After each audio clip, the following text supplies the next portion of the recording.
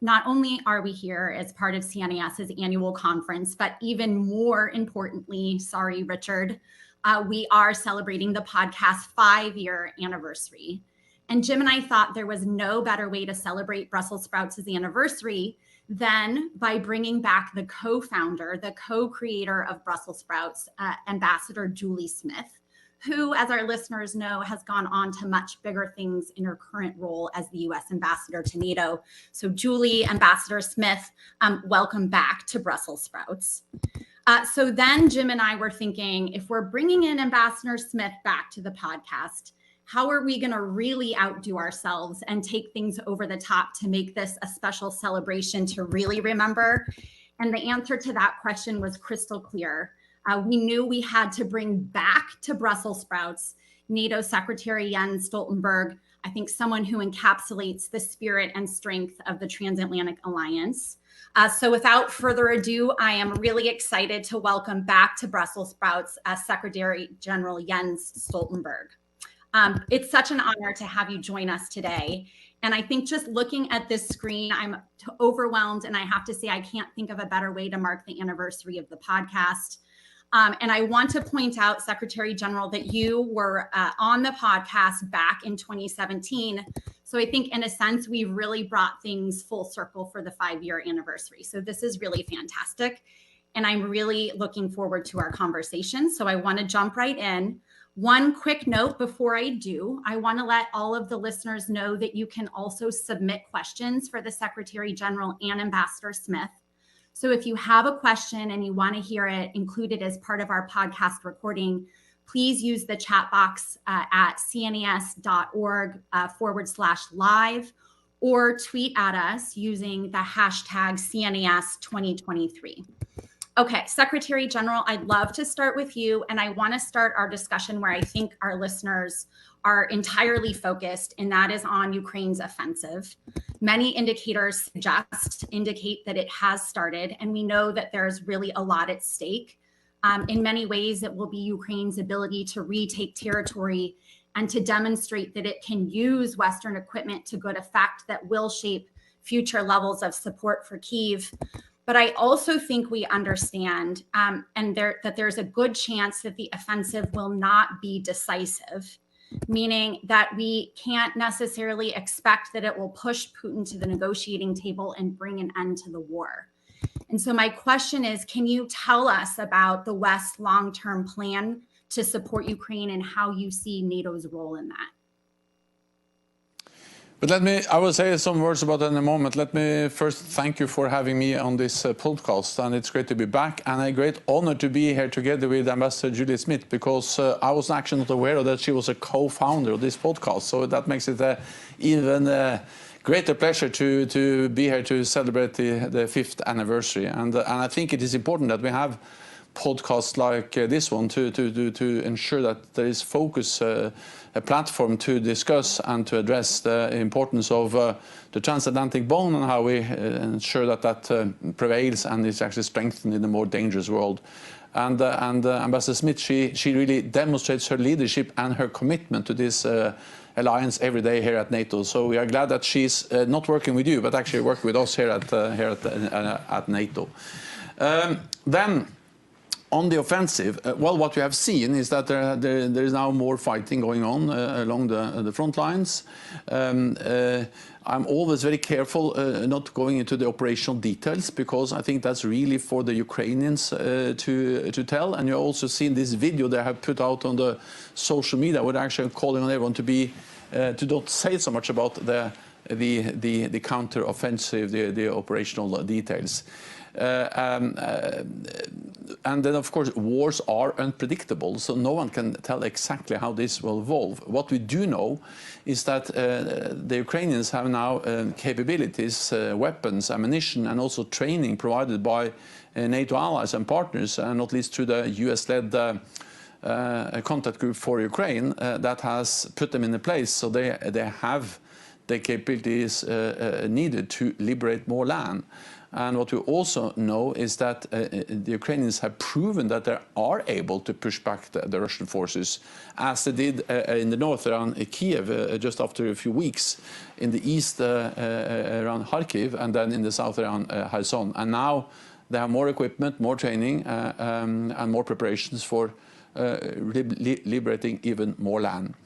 No one can tell exactly how this war ends, but what we do know is that what happens around a negotiating table that at some stage hopefully will bring an end to this war, it's totally dependent on what goes on the battlefield. So we need to strengthen Ukraine's position on the battlefield to enable them to get an outcome of this war which ensures that Ukraine prevails as a sovereign independent nation and that President Putin do not win this war. Thank you so much for that. And I realize that you've probably been asked that question multiple times. That's so it's a well-honed answer. It's very excellent. But I have a question for both of you. For Julie, it's from the U.S. perspective, and then Mr. Secretary General from the alliance perspective. But you probably know here on the streets in Washington, as we think about Vilnius, the big question is, what will NATO do in terms of security guarantees for Ukraine? We know that Zelensky has particularly been going around talking about NATO membership. Having been in NATO myself, I know that's not exactly how it works. This is for Ukraine. This is something, and for NATO, it's very sensitive on next steps. But everyone seems to agree that we need to do something in terms of security guarantees between now and the time when they can be brought into the alliance, if that's the alliance decision, that when they can be brought in. There's got to be some type of security guarantees backed up by the West. So at Vilnius, how are you all going to handle that, Mr. Secretary General? What's the approach going to be in talking about security guarantees? And Julie, Ambassador Smith, in terms of the United States, where's the U.S. on security guarantees? First, for NATO, security guarantees are Article 5 is full membership. Then I know that there are also discussions and consultations between Ukraine and some allies on bilateral arrangements, but I will not go into those. What I can say, what I can address is the ongoing process in NATO. And yes, there are consultations on these issues, on how to address Ukraine's membership aspirations. And we had a very good foreign ministerial meeting in Oslo just a few days ago, where this was one of the main topics. And of course, it's too early to preempt the outcome of the Vilnius summit on this issue. But what I can say is that allies actually agree on many important things related to Ukraine and the path towards NATO membership, because all allies agree that NATO's door is open, and we have demonstrated that over the last years with North Macedonia, Montenegro, and now by inviting Finland and Sweden. And Finland has already become a full-fledged member of the alliance. So NATO's door remains open. And all allies agree. Second, all allies agree that Ukraine will become a member of the alliance. That has been stated again and again. Last time, all leaders stated that at the Madrid summit in June last year. And then all allies also agree that it is for Ukraine and for the allies to decide when the time is right to invite Ukraine to become a member. It's not for Moscow, it's not for Putin. Putin doesn't have a veto over NATO enlargement. And then we agree on one more thing, and that is also of vital importance, and that is that the most urgent task now is to ensure that President Putin does not win this war, and that Ukraine prevails. Because unless Ukraine is able to continue to exist as a sovereign, independent, democratic state in Europe, there is no issue to discuss about membership at all. So we should not do anything now that undermines the unity in providing support to Ukraine. And again, I would like to commend the United States for really showing leadership in mobilizing support, both from the United States but also from European allies and from partners across the world. The reason why we need to address the issue of security arrangements, assurances, and also at some stage membership is that when this war ends, we have to have arrangements in place that ensure that this is just not a kind of a pause where President Putin is able to rest and reconstitute and relocate its forces for yet another attack. As we have seen for many years. The war didn't start last year, it started in 2014. And therefore, when this war ends, we need to have the framework in place to ensure that history doesn't repeat itself, that President Putin cannot continue to chip away at European security by attacking Ukraine. And in that broader framework, of course, all kinds of arrangements, frameworks that ensures and helps to prevent further attacks on Ukraine is of great importance. Yeah, Julie, maybe just to reframe the question over to you, as Jim said, to hear the US perspective, I think one concern is if we all agree that Ukraine should eventually be in NATO, we're talking about after the war. And so the concern is, well, if Putin understands that that's not happening until quote unquote after the war, then he has every incentive to continue the war as long as possible. And so I wonder if you can talk a little bit about whether there is thinking and what the thinking is about whether or not there are interim steps that Washington might consider taking in terms of these security assurances or other things that could be put in place even while fighting is ongoing. Well, first of all, let me just say congratulations to the Brussels Sprouts team, Andrea and Jim. It's been an incredible run. I can't believe 5 years have gone by. And I've really genuinely enjoyed listening from here in Brussels to Brussels Sprouts. So congrats on all of that. And thanks for the invitation today. It's such a treat to do this in tandem with the Secretary General. On the question of Ukraine and its future relationship with the alliance, the question of security assurances / guarantees, I mean, all I can do is, in essence, echo what the Secretary General just said. We are, as you might imagine, you both have worked many years in government. This is the time when we are sitting around the table working on a package for the summit. You've heard that President Zelensky intends to come in person, and we are working on several things simultaneously. We're looking at how to enhance our practical support, not just in terms of what allies provide right now so that the Ukrainians can continue to retake territory, but we're really trying to send a signal to Russia and our friends in Ukraine that irrespective of when this war comes to an end, NATO allies will continue to stand shoulder to shoulder with Ukraine to help with its long-term modernization, with interoperability, with questions of standardization, and a whole array of things that will signal to Ukraine that it is both about support to you now and it's about support to you in the future. And I think that message is going to come across loud and clear in Vilnius. The other part of the package is on the political front. You've heard and read in the press that we're looking at an array of options to also signal that the Ukrainians are advancing in their relationship with the NATO alliance, and the alliance is interested in strengthening their political relationship with the allies represented around the NAC table. And so we're looking at some possibilities there. The bigger question about how we capture membership in the communique will be something we will debate in the weeks ahead. We're about 5 weeks out.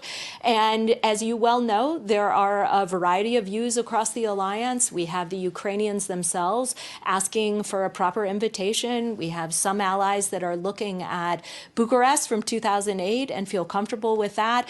And in between is a lot of gray space. And I think over the next 5 weeks, we are going to find the place where we can address Ukraine's concerns. We can signal to the Ukrainian people that NATO is interested in this relationship for the long haul and that Russia will not succeed in getting all of us to look away. Obviously, Putin thought we would eventually get distracted and lose interest in Ukraine, but we can say sitting here in the halls of NATO, that's not happening.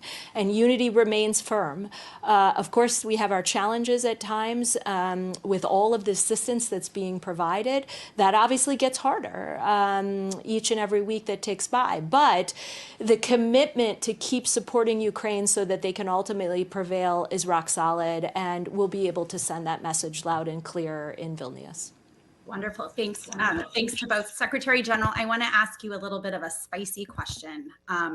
Some critics out there have said, or some voices out there have said, that NATO was brain dead and that it was Vladimir Putin that revitalized the drifting alliance. The argument would be that it wasn't really until the re-invasion that the alliance became truly attuned to the threats that Russia poses. I have my own views, but I want to put it to you to hear. Was it NATO, or was it NATO members, some NATO members, that were brain dead ahead of the invasion? NATO was very much aware of this invasion that Russia was planning and building up for an invasion of Ukraine, because the United States, all the NATO allies, and also NATO took part in the efforts of sharing information to share with the broader public that actually now President Putin, Russia, was planning for a full-scale invasion of Ukraine, and this was made public in the fall of 2021. But more important than actually sharing that information, which was, I think, very important, NATO has seen a pattern for many years. And we have responded to that, because again, it didn't start in February 2022. It started in Ukraine in the spring of 2014, and since 2014, with the first illegal annexation of Crimea, and then a few weeks later the Russia taking control over eastern Donbass, NATO has implemented over all these 9 years now the biggest adaptation of the alliance in NATO's modern history, with more combat-ready troops for the first time in our history, combat or battle groups in the eastern part of the alliance. That's something we agreed in 2016 after some discussions, but we actually made that decision. And then before 2014, all allies were reducing defense spending. After 2014, all allies across Europe and Canada, and of course the United States leading defense spending, has increased or have increased defense spending, significantly added $350 billion extra across Europe and Canada. And then we have established new defense domains like cyber and so on. So NATO is the most successful alliance in history for two reasons.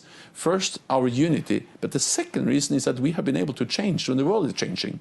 For 40 years we deterred Russia or the Soviet Union and the Warsaw Pact. Then the Cold War ended, and we helped to end ethnic wars in the Balkans, in Bosnia and Herzegovina, Serbia, Kosovo.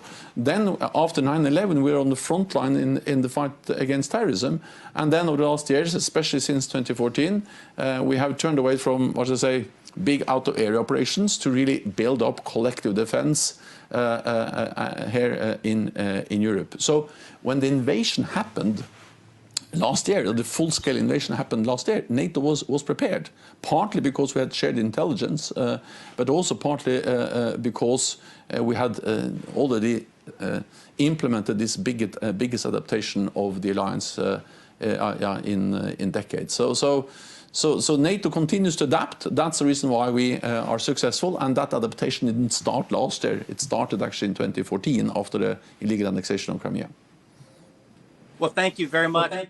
The history you recited is so familiar, and it's a great story of particularly moving from the Wales summit to what we'll see in Vilnius, I'm sure. And then the Washington summit coming up too is going to be a trajectory that I think none of us saw, 20 years ago, 25 years ago, and yet there we are. But I tell you, what you've laid out is a story of NATO adaptation that has really been strong, and I just hope that will continue after Vilnius into the future, that we can keep that momentum going.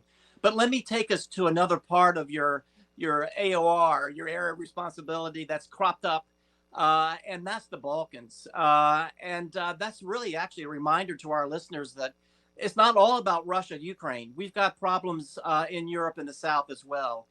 We had violence break out in even a worse way. A couple of days ago, NATO peacekeepers were hurt. It looks like Kosovo and the Serbian governments are spoiling for a fight, and NATO's in the middle of that too. And I'm sure that you and Ambassador Smith got phone calls in the middle of the night saying we've got to do something. So let me ask both of you, both from the United States perspective, Ambassador Smith, what Washington is trying to do about the situation, but particularly at NATO dealing with KFOR. How are things looking in terms of the way ahead for dealing with the Balkans? Well, first of all, thanks for the reminder, because of course you're right. We often talk about a 360-degree approach around here inside the NATO alliance, which means we have to be prepared to deal with any potential threats, challenges, crises that come at us from all angles, not just in regards to what's going on in Ukraine, which is our top priority, but in places like the Balkans. And you're right, in recent days, we've seen some violence. We had a couple of dozen of KFOR soldiers serving there as part of the NATO presence, injured, some seriously injured. Immediately, we set to work inside here at the NATO alliance and working individually, messaging our friends both in Kosovo and Serbia that we wanted the violence to end, we wanted an immediate de-escalation, and that the only path forward is the EU-led dialogue, the EU-facilitated dialogue. And here it's quite interesting, because you have this NATO presence on the ground in the Balkans, and yet it is the EU that is laying out the path forward towards normalization, which we believe is the only path that you can take. So this is an interesting dynamic where both the EU and NATO are heavily engaged and involved. We've had several folks travel down into the region just over the last couple of days, both from Europe and the United States. We're working hand in glove, but it's a good reminder that we're on our toes, that NATO has a presence in other parts of the continent. Also has a mission in Iraq, by the way, that sometimes folks, I think, forget or don't adequately appreciate. So we are focused on this. We obviously don't want to see any sort of conflict emerge here, any more violence, and we are focused on it like a laser. And it is a reminder that NATO is on the ground and playing an active role there in providing security in the Western Balkans. Let me just briefly say that, first of all, I agree with everything Ambassador Smith just said about the Balkans and NATO's role. But two more things. One is that I think what happens in Kosovo in particular, but also in the Western Balkans in general, demonstrates the value and the importance of NATO-EU working together. And we really do that. For instance, in Kosovo, we have the NATO troops, we have the KFOR troops, supporting and facilitating the diplomatic efforts of the European Union. And that's really an example of how we can work together in addressing a common challenge in our common neighborhood. Then, of course, the attacks on the KFOR forces is absolutely unacceptable. And we have also reinforced our presence with several hundred, 700 extra forces from our operational reserve, mainly Turkish forces, to further strengthen our presence in a more tense and difficult situation in Kosovo. There are challenges, there are problems, and we have seen some setbacks. But let me also remind you of that fact that the Western Balkans in total is actually also there are also many success stories. I mean, not so long in the 1990s we have brutal ethnic wars with thousands of killed. Then NATO played a key role in ending both those wars. And then since then we have had presence in Kosovo, military presence. We have headquarters in Sarajevo. We have deep political engagement in the region, and several of the former Yugoslav republics, which are now independent nations, are members of NATO. Of course, both Slovenia and Croatia for many years, but more recently Montenegro and North Macedonia. So yes, there are problems, and yes, there are unsolved issues. But I spent a lot of time in Montenegro and North Macedonia because they became members during my tenure as Secretary General, and what this has made for those countries, the way it has helped to move them towards integration in the Euro-Atlantic family, and also helped to facilitate investments, prosperity, a more stable framework for also economic growth, has been enormous. So we should also appreciate all the progress that has been made, while we of course continue to address the unsolved tensions and issues. Yeah, it's a great question, Jim, because it does remind that there's multiple challenges that NATO has to deal with simultaneously, and maybe we can touch on some of those in a second. The China question, resilience, critical infrastructure, all of those things. But those challenges are balanced against like the acute challenge that Russia poses. And I want to ask then Secretary General about how NATO is thinking about right-sizing the Russia challenge. You know, Secretary Blinken was out just recently saying that Russia has the second strongest military in just Ukraine. And so I wonder, do you hear anything from allies about, well, if the Russian military can't even be successful and defeat Ukraine, then why is it that you're asking us to increase defense spending? I just want to ask, you know, when you're thinking about right-sizing the challenge, we don't want to overestimate it because it takes away resources and attention from the other critical challenges that NATO has to address. So how do you think about the appropriate level of military resources to devote to defending against Russia moving forward? We live in a more dangerous world. We have Russia as a neighbor which has been willing to use military force against neighbors not once but several times over the last years, starting actually with Georgia in 2008. We have terrorism, we have nuclear proliferation, and then we don't regard China as a threat, but China is investing heavily in new modern capabilities, including more and more advanced and long-range nuclear missiles. So all this instability and all these challenges just makes it necessary for us to invest more in defense. And we have to remember that until the end of the Cold War, the average in Europe was roughly 3% of GDP for defense. And now we are still not at 2 as an average. So it's not that much we are asking for. We are asking to after the end of the Cold War, we reduce defense spending. And in one way, I understand that allies reduce defense spending. I did that myself as a Minister of Finance in Norway in the 1990s. But if you reduce defense spending when tensions are going down, you have to be able to increase the defense spending when tensions are going up, and 2% is not actually that much. The reality is that it's a minimum to pay for all the capabilities and the forces we need. And second, I think, yes, Russia has suffered or has paid the high price for the brutal invasion of Ukraine. And President Putin made several big strategic mistakes when he invaded Ukraine. One was to totally underestimate the Ukrainians, their bravery, their courage, their ability to fight back.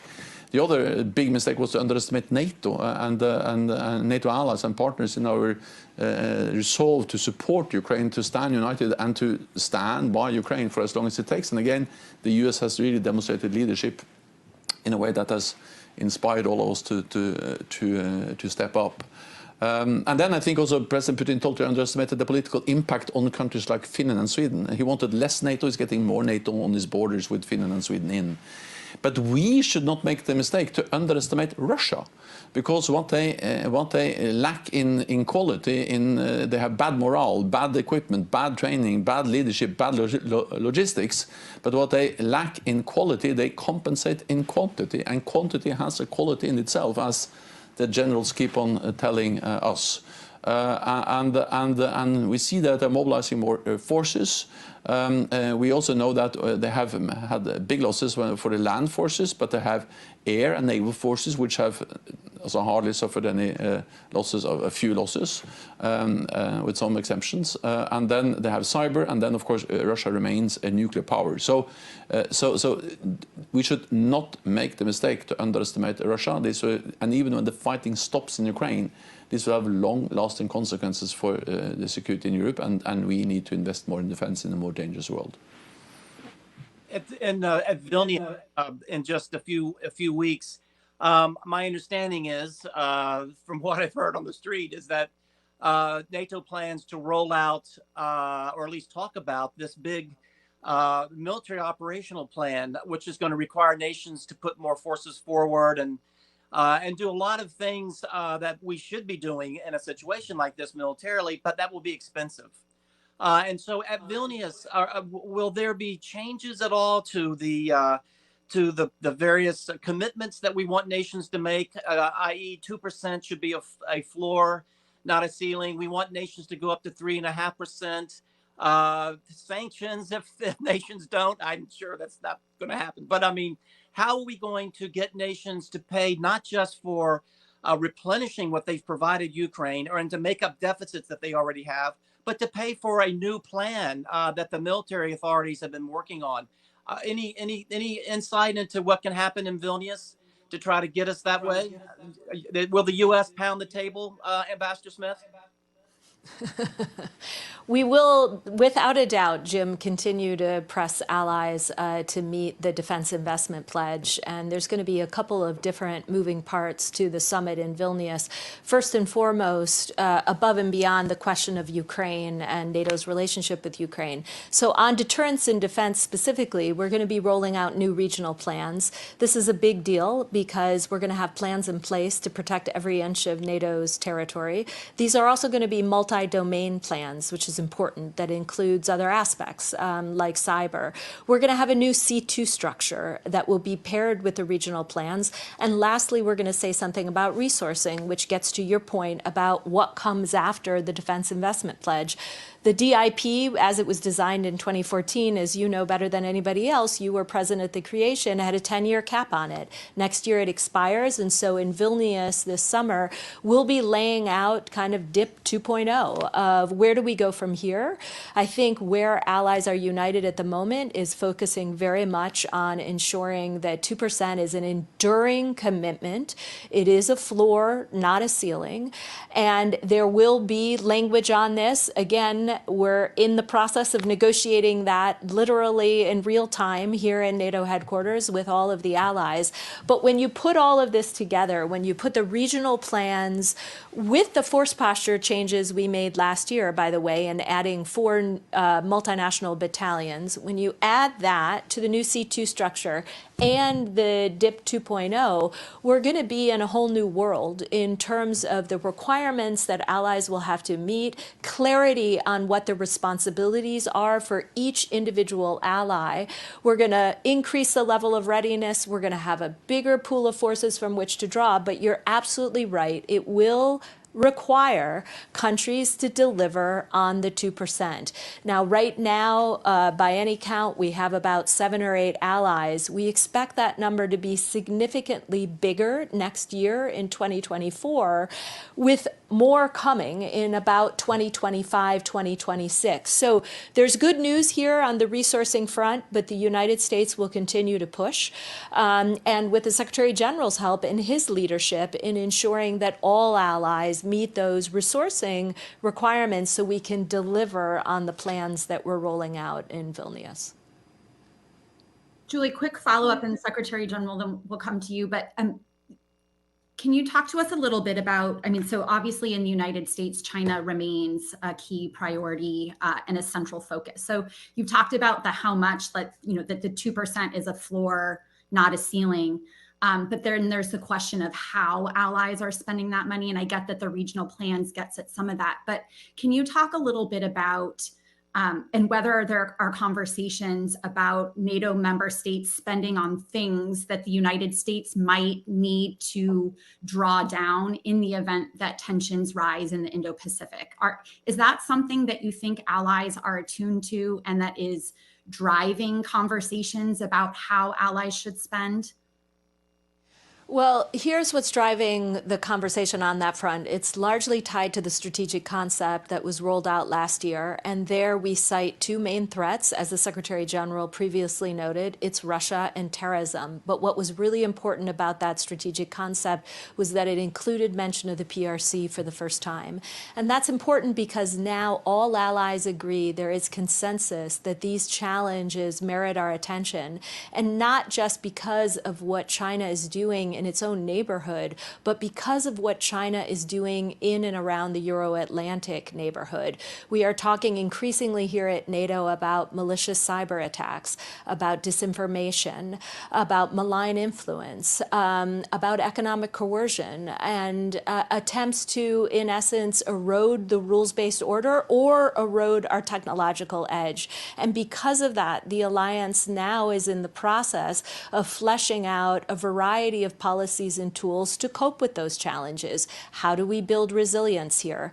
How do we protect critical infrastructure? How do we work with the European Union on cyber attacks? So this will be part of our future agenda. I know Jim referenced this earlier. For all the obvious reasons, Ukraine is the top order priority, no question about that. But speaking to NATO's adaptability, the alliance is simultaneously taking on new challenges, emerging and disruptive technologies. There's a whole list here, and that does get us to the resourcing question, to acknowledge those challenges in the strategic concept, pair them with the threats of Russia and terrorism, really gets you to the point where you can easily justify why this type of spending is necessary.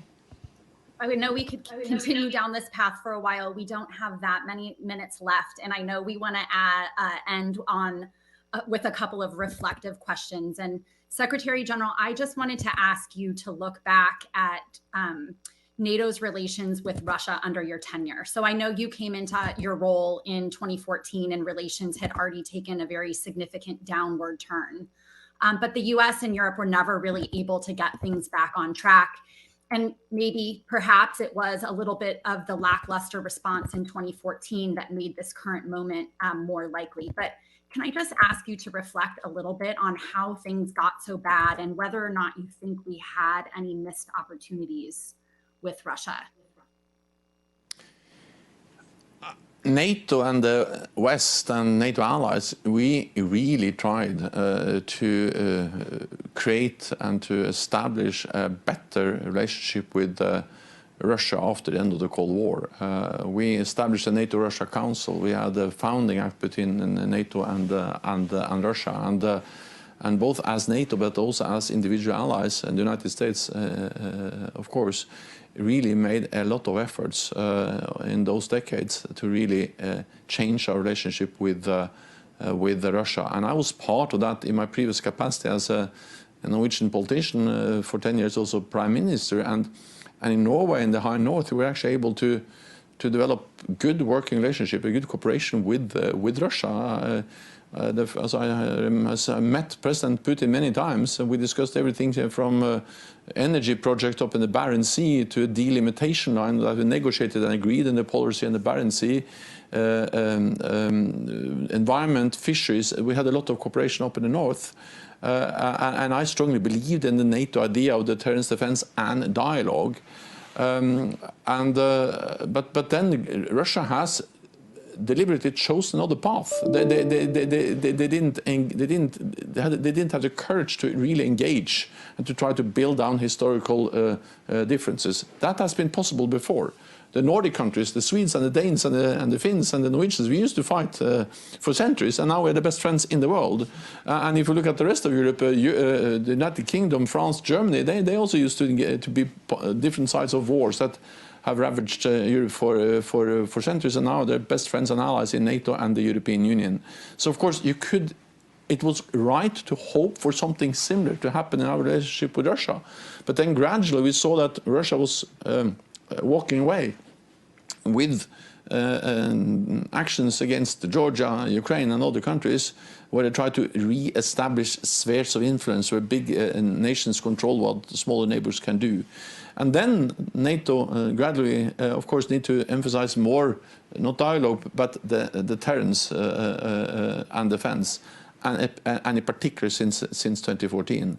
So you can always have a kind of academic discussion, and that's important, about what could have been different. But the overall picture is that we really tried from the NATO side to engage with Russia. Russia didn't have I think fundamentally what President Putin really is afraid of is not NATO, but he's afraid of free democratic societies, which is undermining his power base in Moscow. And that's also the reason why he don't want to see a successful, free, independent, democratic Ukraine, because that really challenged his idea of how to govern and rule and to remain in power in Russia. Yeah, if it's possible in Ukraine, it must be possible in Russia also. Yeah, that's the fear. But Jim, over to you for our last question. Last question. When Julie and I used to do this, she used to love the Jim Townsend question at the end. So I think she probably knows what's heading your way. But But, and this is really for both of you. And Mr. Secretary General, starting with you, you have just had a tremendous tenure there at NATO for so many years, so many crises. The book you write will be multi-volumed, and it'll be a great movie. Tom Cruise will play you, and it'll be a Academy Award winner. But let me ask you, as you are looking at towards the end now of your tenure, what advice do you wish you had been given before you took your job, as you were going around and talking to former sections and others? Now that you've had all this time in office, what advice do you wish someone had given you? And Julie, that's questions coming to you too, but I'm going to give you a little bit of time to think about it. But Mr. Secretary General. First of all, I received a lot of good advice, and all that advice, I am very good at receiving and listening to advice. So I've done that my whole life, and I spent a lot of time actually traveling around and preparing myself to become Secretary General of NATO after I was appointed, I think, in March 2014, and then I took up the office on the 1st of October. So I had quite a long time to prepare, and that was good because then I was actually able to listen to advice, and I got a lot of good advice from experts and people like think tanks in the United States and others. But I think the most important advice is that we need to keep Europe and North America together. Because whatever happens, it's very hard to predict what will be the next crisis, what will be the next challenge we face. But whatever that challenge or crisis is, as long as we stand together, Europe and North America, we will manage.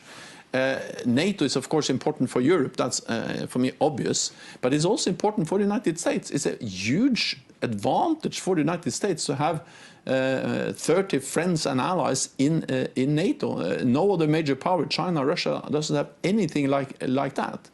And that makes also the United States safer and stronger. And in particular, if you are afraid of the size of China, their budgets, their economy, and also what they now do when it comes to technology, then it's a great thing to have friends and allies.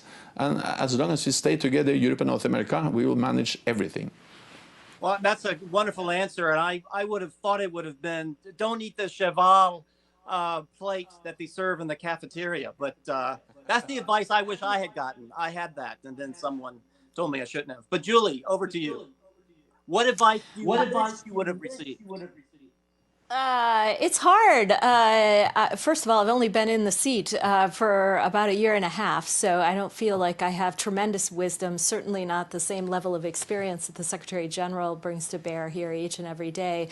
I, too, was given plenty of terrific advice by folks who know NATO inside and out, like the two of you, but also from former perm reps, a lot of stress on the importance of listening and learning before you jump in, and I tried to heed that advice when I came in and spend a lot of time listening to the allies. Someone said every single voice here counts and matters, and you don't just assume that it'll be a certain club that you'll dictate the allies that you'll be interacting with the most. And I interact with all of the allies each and every day in multiple different configurations depending on the issue. We all bring different strengths and insights and perspectives, and it's been amazing to watch each and every ally bring fresh ideas and fresh thinking to the table each time that we sit down at the NAC. I have found sometimes that multilateral diplomacy takes a lot of work. This is a new setting for me, not to be working in a bilateral capacity, but with 30 other allies. But equally, what I found to be true, which I kind of knew in my heart when I took the job, was that when 31 countries come together and make a decision, it carries enormous weight. And so the work that goes into consensus, while it sometimes takes longer than you ever would imagine, at the end of the day, the influence that comes with that decision, the power, the heft of a decision taken at 31, as we would say, really matters.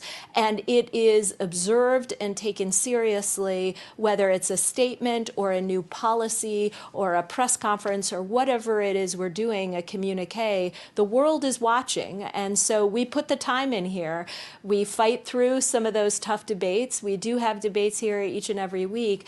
But I think it has played out in many ways as I expected, that the time is worth reaching consensus. I don't think we should ever question consensus here in the alliance because of what it fundamentally means to the world and to us to have all 31 of us agree on something. It's a wonderful place to end. I know that the transatlantic community and really everyone is extraordinarily fortunate to have you both in your current roles. So thank you for all of your leadership through this really critical time. So thank you. And I guess we could end with a happy anniversary, Brussels sprouts. Thanks to both of you for doing it. We really appreciate it. And yeah, have a great afternoon. Thank you.